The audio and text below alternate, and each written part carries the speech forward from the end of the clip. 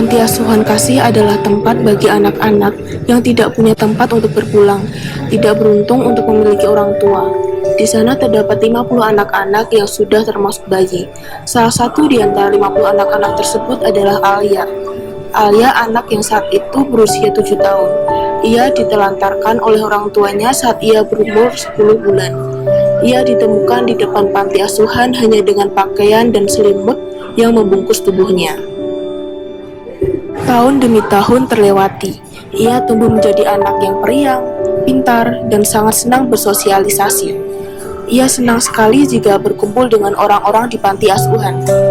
Ia merasa bahwa ketika ia bersama orang-orang di sana, ia merasa itulah sumber kebahagiaannya, dan ia merasa bahwa ia sangat disayangi oleh orang-orang di sana. Suatu ketika datanglah pasangan suami istri yang berniat untuk mengadopsi anak-anak yang ada di panti asuhan kasih. Pasangan tersebut bernama Benny dan Asih. Mereka mulai memperhatikan satu persatu anak-anak yang sedang bermain, belajar, dan melakukan aktivitas.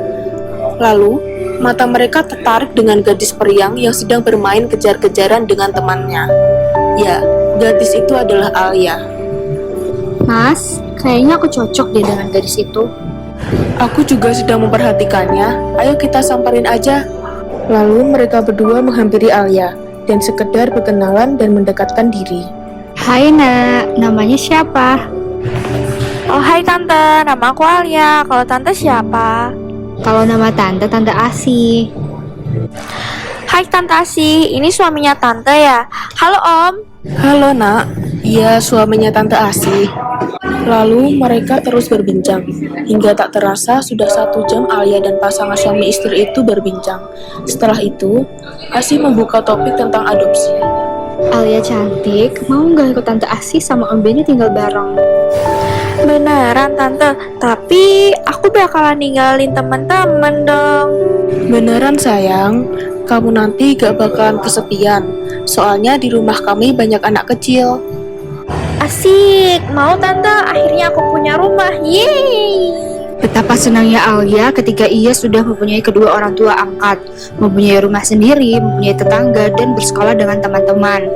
Akhirnya, ia merasa mempunyai kedua orang tua untuk pertama kalinya. Ia merasa sangat bahagia untuk melalui kebersamaan bersama keluarga baru. Waktu demi waktu ia lalui bersama keluarga kecilnya. Namun, suatu ketika ia merasa sangat kaget, kesal, serta tidak habis pikir. Karena untuk pertama kalinya ia mendapat tamparan di pipinya. Ia kaget lalu menangis di dalam kamar mandinya sendirian.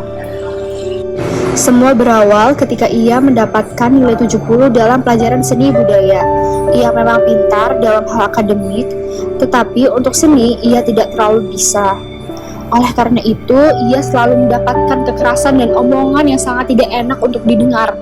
Tak hanya itu, ekspektasi orang tua Alia yang ingin Alia mendapat nilai 1, tetapi pada kenyataannya Alia mendapatkan nilai 3, membuat kedua orang tua Alia semakin kecewa dan marah terhadapnya. Dasaran agak tahu malu. Masa seni budaya aja dapat 70? Kenapa gak bisa kayak teman-teman yang dapat 100? Tamparan keras yang mendarat di pipinya membuat dia menangis di dalam hati. Tidak ada yang membela, tidak ada tempat yang bercerita, dan tidak ada tempat yang paling nyaman selain kamarnya sendiri. Karena saat berada di kamar, tidak ada yang mendengar ketika ia berteriak, marah, menangis, dan ia nyaman dengan semua itu. Tak ada hari ia tidak mendengar kedua orang tua angkatnya itu bertengkar. Sudah ya mas, lebih baik kita bercerai. Terserah kau mau apakan anak-anak itu. Aku mau pergi aja dari rumah.